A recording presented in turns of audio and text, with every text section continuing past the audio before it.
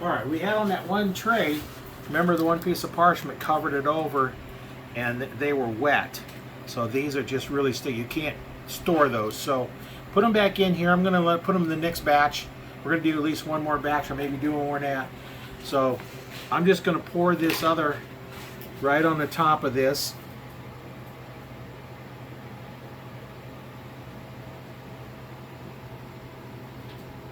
Because it'll dry it.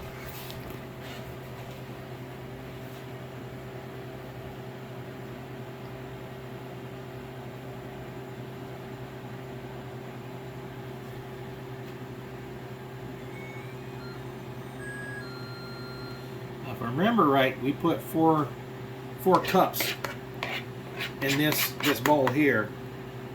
So this one to be a little bit thicker than some of the other ones.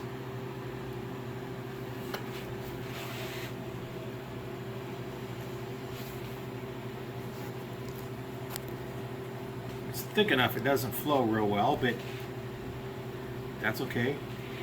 Alright, there's that tray. I'm going to go ahead and stick this one in the dehydrator, get it ready. Oh, this is... You recording? Yeah. This is kind of weird. You can see all the... If you look over here, you can see the liquids separated. Okay, so maybe you can see it over here. Yeah, see? The liquid separated out of it. Oh my God. That's why it got a little thicker. Need to stir it up first then? Yeah, I'm going to stir it up a little bit that way. I have the flavor from there is going to stay, and if I drain it off, and that's some flavor. And I tried some of this dried, and it had a real strong tomato flavor. It's almost like a sauce already.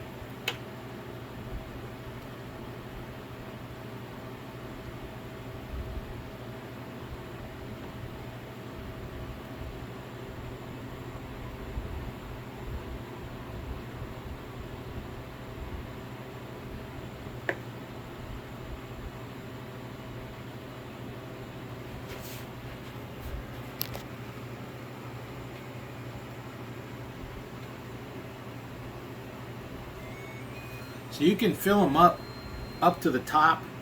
The only problem is I have to carry them over there, so if they're too full, I'd probably end up spilling them.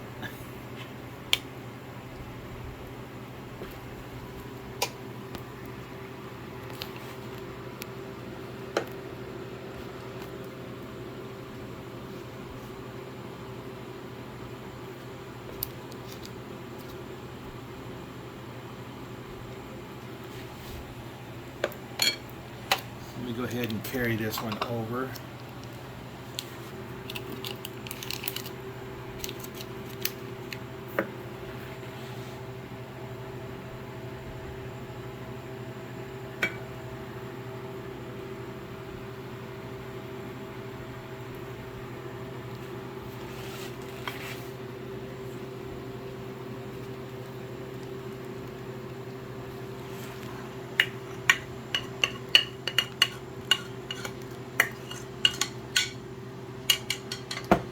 Okay, it looks like we're going to have to make up some more. We got plenty of tomatoes, so.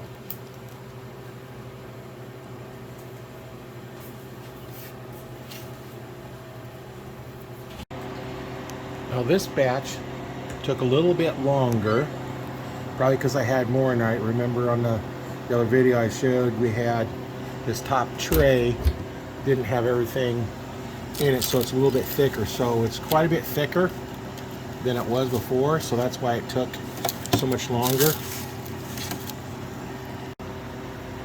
So what I'm going to do this time, since how we're all done, I am going to hit no defrost to shut the motor off, and I'm going to try something a little bit different this time with these. I'm going to try putting them in a bag and crushing them that way. So let me get this closed up so that they don't get all wet in there. So I'll come over to the bench that we worked on earlier, and what I'm going to do is I'm going to take this and put it in a bag and crush it up in here and see how well that works. So let me come back when I get it in the bag and start doing it. All right, I have it in the bag, and now we're just going to see how this crushes up just inside the bag. See if that works better to get them broke up initially. This batch here, for some reason, had some of the white fuzz on the bottom of it. Here's what's on here. Not sure what that is, but it's still part of the tomato somehow. So let me go ahead and pause this, and I'll come back once I get it crushed up, and we'll see what it looks like, and we'll start to send it through a colander though. Well, I started crushing it up, and the bag started filling up with air, so I let some air out, and you can see there's still air in here. As I crush it, more and more the air goes out, and I started using just a quart jar for it, and to roll on it. And I said, oh, I think we have a rolling pin, so I found a rolling pin. Just roll it back and forth on here, and let's look at the powder. Looks like it's powdered it up really good. Not a lot of mess. I have a little more time to work with it. So let me let some of the air out here.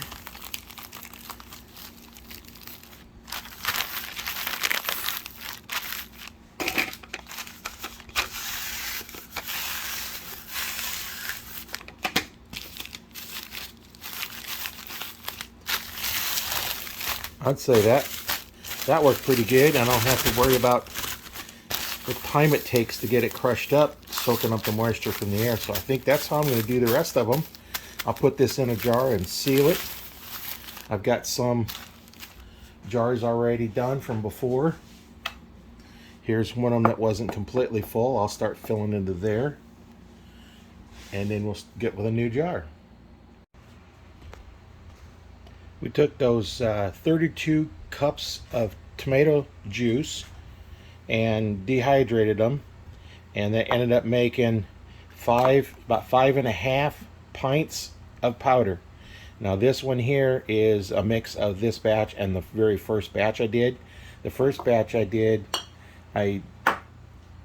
them whole like this, and then sent them through a colander and broke them up into a powder, and then a little bit clearer powder, or a little whiter powder.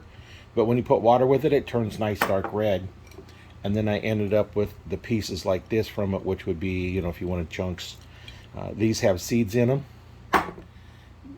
When I sent them through a colander, that took the seeds out of both these. Now this first batch, I sent them through a colander to break them all up.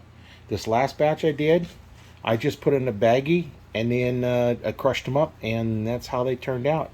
So I think they turned out pretty good, and it kept them from getting wet as I'm crushing them up. And then you can keep crushing until you get them however thickness you want. You know, see here's some that are fairly thin. And then if you wanted to send them through a colander and get them even finer, you could do that. But I think as a powder, that'd be fine. You know, that's fine enough to do that. And remember, I used the baggie. I think I like that trick there. When you first put them in there, they take up the whole bag, and then as you're crushing them, you get a lot of air in there because you're crushing air out. And I just opened the corner of the Ziploc bag up, let the air out, crush some more, got some more air out. The next thing I know, I had no air in there. So that's what it all reduced down to. So this year, this is what I've made in freeze-dried tomatoes. I did a couple of pints just whole, just to see how those are going to work. Some of the smaller ones. Now these, if I powdered those up, crushed those up, I'd take a lot less room. But I wanted to try those. So far here, and this is the season's just getting started. I've got 7 pints of powder, and then a quart of basically diced tomatoes, and 2 pints of whole tomatoes. So that's what I've done so far. We're going to keep doing this. This is one way to store up all those tomatoes that I had. Last year, if you watch some of my videos from last year, I made like 30 quarts of tomato soup, and I didn't need any canned tomatoes, any tomato sauce or anything, because I still had some left. So we're going to have lots of powder. It's going to last a long time in here. And then what I can do for a little bit longer storage is in the freeze dryer. You have those Mylar bags with the oxygen absorbers. You put those in there, and now you get 25-year storage. So I could put a couple bags of this in here, store it for that long term. And this is the into this one and wait up. I think we have. This is to see how much powder to water we're going to go. There's roughly a teaspoon in here, and I'm going to put another teaspoon of water in here with it, and then we're going to start stirring it up and see what it turns into. Okay, fairly thick. Let that sit for just a little bit.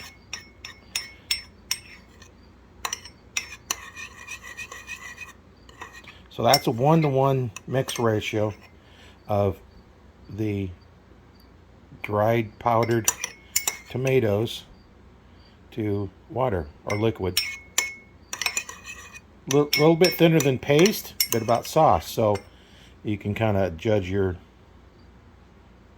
Still fairly thick. So we'll let that sit and come back to that a little bit later and see what that's like. Now, just a little update on the tomato sauce or powder that I was rehydrating, and after letting it sit for a little while, that's what it looks like. It looks more like ketchup than a paste. So if you're looking for like a ketchup consistency, you do them 1-to-1. If you want a little bit thicker, then just cut down on the water or add more of the powder.